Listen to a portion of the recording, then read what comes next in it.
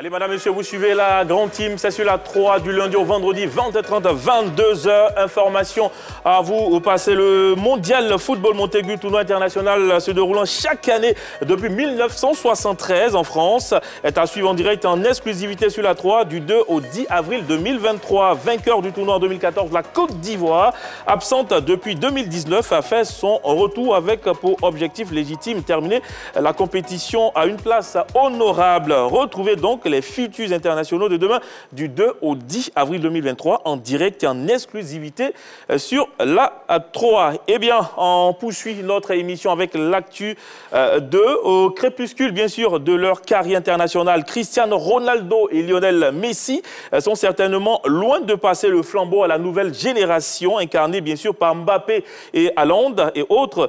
Ces deux monstres ont encore fait parler d'eux avec leurs pays respectifs lors de la dernière fenêtre. Madame, monsieur, ici en plateau, eh bien, comment expliquez-vous que Ronaldo et Lionel Messi soient aussi performants à leur âge avec leurs différentes sélections? On va commencer par Yellow.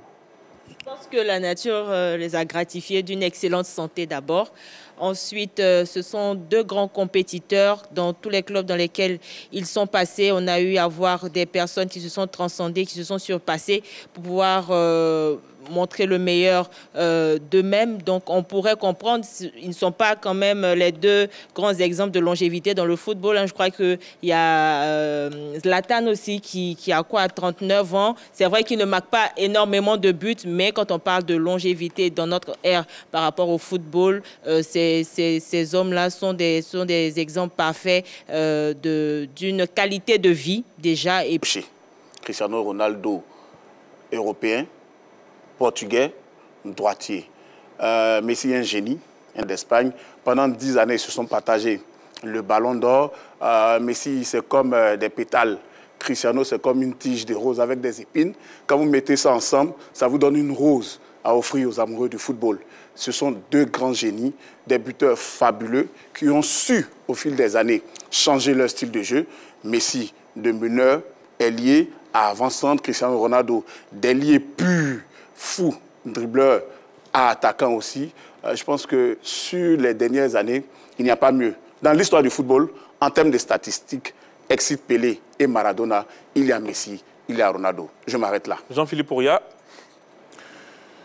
Portugal, Luxembourg, Portugal, Liechtenstein. Argentine, Panama, Argentine, Curaçao. Je pense qu'on en fait un peu trop. Vous trouvez? Je pense qu'on en fait un peu trop aujourd'hui. Ce sont des elders, comme on peut le dire, des joueurs qui ils ne sont pas encore des has-been, hein, ils sont âgés. Ils ont encore avec eux cette expérience qui leur permet de se démarquer à chacune des rencontres. Mais sur cette fenêtre, c'est un peu comme ce qui était reproché aux éléphants d'avoir joué face à un adversaire qui n'était pas de taille, à savoir les Comores. Sur cette fenêtre, quand je regarde les 4 adversaires de ces deux joueurs-là, s'ils ne performaient pas face à ces différentes équipes, là, on aurait dû s'en inquiéter. C'est ça qui aurait dû être, en fait, le grand événement. Mais aller mettre triplé contre Curaçao, marquer contre le Panama, des doublés contre le Luxembourg et Liechtenstein, même si je ne veux pas manquer de respect à ces nations-là, pour moi, ce n'est rien de stratosphérique, d'exceptionnel pour ces garçons qui ont réussi à battre les meilleurs gardiens du monde, à battre les meilleures équipes du monde.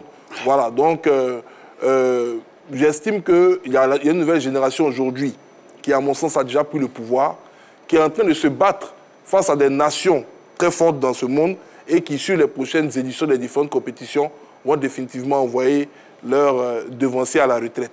Donc, voilà, ce sont les dernières minutes, les derniers instants. Je pense qu'après avoir joué contre le Brésil, contre l'Allemagne, contre le Portugal, l'Argentine, contre la Croatie, mais il est temps qu'il joue contre Curaçao, contre le Luxembourg. Oui, je suis d'accord, mais je dis qu'on ne s'extasie pas pour ça.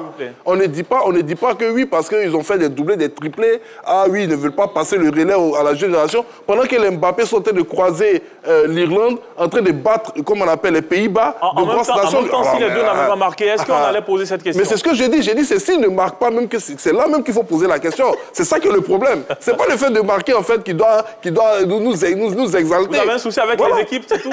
Mais les équipes sont faibles, ça c'est une réalité. On avance, mais on avance, allez, après, on parle de ces joueurs à cause également de leur âge, pas forcément des équipes. Voilà, donc on peut comprendre. Alors qu'on les annonce vers la fin d'une carrière bien remplie, ils ne cessent d'enchaîner les records jusqu'au bout. Hein. Donc, où est-ce qu'ils vont aller? quand on regarde, ils vont jouer jusqu'à quel âge? À quel moment ils vont arrêter de performer sans sévère? Je pense qu'ils vont arrêter de performer quand Haaland et Mbappé vont arriver à la pleine maturité. 25-26 ans. Donc, regardez encore le temps qu'il leur reste. Messi et Ronaldo, c'est sur la durée. 15 ans. Yelo a dit quelque chose tout à l'heure, je voulais revenir dessus. Aucun joueur au monde avec de telles performances n'a fait 15 ans au haut niveau. Dans les plus grands championnats du monde, surtout. Espagne et Angleterre, surtout pour Cristiano Ronaldo avec ces deux championnats-là. Donc, je crois que ce sont des joueurs, pour en avoir encore deux comme ça, on va devoir attendre de longues années, même si derrière, il y a Haaland, il y a Mbappé, il y a Bellingham et tous ceux-là qui arrivent. Mais ces deux-là resteront à jamais dans les annales et au sommet. Allez, madame, monsieur, regardons ensemble cette infographie des joueurs ayant atteint la barre des 100 buts en sélection.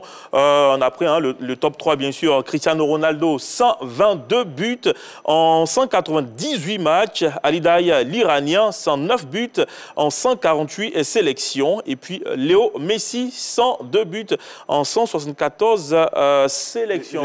Je sens des rencontres Argentine-Papouasie, Nouvelle-Guinée pour essayer d'aller rattraper le record de Ronaldo. On va commenter ça.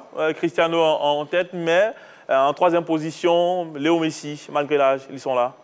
Bon, pour une énième fois, Cristiano Ronaldo devant Lionel Messi. Pas pour très longtemps. Voilà, bon, pas pour très longtemps, comme le disait Jean-Philippe Auria, mais je pense que ces statistiques-là demandent de leur longévité au plus haut niveau dans le football mondial. Tout à l'heure, Séverin parlait des différents championnats qu'ils ont eu, dans lesquels ils ont eu à jouer. C'est pas évident de pouvoir maintenir cette forme-là en passant par différents championnats. C'est vrai qu'on dirait que Lionel Messi a pratiquement vécu toute sa vie du côté du FC Barcelone, ce qui n'est pas le cas de Cristiano Ronaldo, mais les chiffres sont les chiffres. Et puis voilà quoi, ce sont deux grands monstres de notre football, de notre ère. Allez, rapidement, à votre avis, en dehors de ces deux-là qui continuent de marquer leur histoire, est-il possible de retrouver d'autres footballeurs à leur niveau dans les années à venir? Allez, sans Séverin, rapidement. Ceux qui pointent le nez actuellement, il y a Haaland et Mbappé. Mbappé qui est un serial killer, un buteur. Alors là, l'attaquant de pointe typique, Mbappé, qui est un peu de tout, de la vitesse, buteur aussi également. Je pense que les futurs ballons d'or se dessinent. Après Lewandowski peut-être, ce sera eux qui vont prendre le ballon d'or. Parce que je vois Lewandowski pour l'ensemble de sa carrière remporter le futur ballon d'or. Jean-Philippe Auria? Non, ça c'est une autre paire de manches. Mais je pense que Kylian est parti sur de très bonnes statistiques et de très bonnes bases. Je dirais malheureusement pour lui, il évolue dans une équipe nationale qui se voit très mal dans les organisations de ces rencontres à aller affronter la Guadeloupe, la Papouasie-Nouvelle-Guinée. Parce que quand la France joue, la France cherche de véritables partenaires d'un niveau assez élevé parce qu'eux sont dans la performance. Voilà, ils ne cherchent pas à contenter certaines de leurs stars pour je dirais, battre des records pour battre des records. Donc, si la France commence à jouer face à la Guadeloupe, face au Bénin, face aux Comores, c'est sûr que peut-être dans 3 saisons, le jeune Kylian serait pratiquement à 60-70 buts. Donc, c'est ce qui va un peu le retarder à mon sens. Sinon, je pense que normalement, il doit pouvoir battre ses records. Allez, Bielo, merci beaucoup. Et puis merci également à Séverin, également à Jean-Philippe Auria. Quant à vous, merci de nous avoir suivis. La grande team, c'est terminé pour aujourd'hui. On se donne rendez-vous demain pour un autre numéro. D'ici là, portez-vous bien et restez scotchés sur la chaîne qui offre 3 fois plus de musique et 3 fois plus de sport. Allez, salut.